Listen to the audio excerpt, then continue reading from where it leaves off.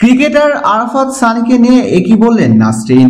বর্তমান বাংলাদেশের সবচেয়ে আলোচিত বিষয় হচ্ছে ক্রিকেটার আরাফাত সানি এবং তার স্ত্রী দাবিদার নাসরিন। গত কয়েকদিন আগে ক্রিকেটার আরাফাত সানির বিরুদ্ধে মামলা করেছিলেন নাসরিন।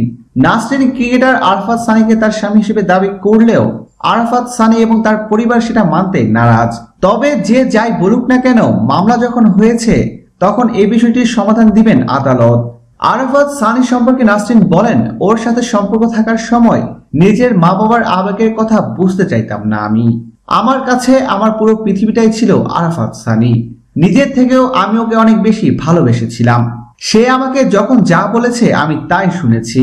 ও আমাকে যা বলতো আমি তাই করতাম। তার জন্য আমি তৃতীয় বর্ষের ফাইনাল পরীক্ষা দেইনি। চাকরি পাওয়া সত্ত্বেও চাকরি করিনি। কিন্তু এখন বুঝতেছি ওর কথা শুনে আমি কত বড় ভুল করেছি। প্রিয় দর্শক, ধন্যবাদ ভিডিওটি দেখার জন্য। নিত্য নতুন এক্সক্লুসিভ সব খবর পেতে এখনই সাবস্ক্রাইব করুন এইচডি ওয়েবসে।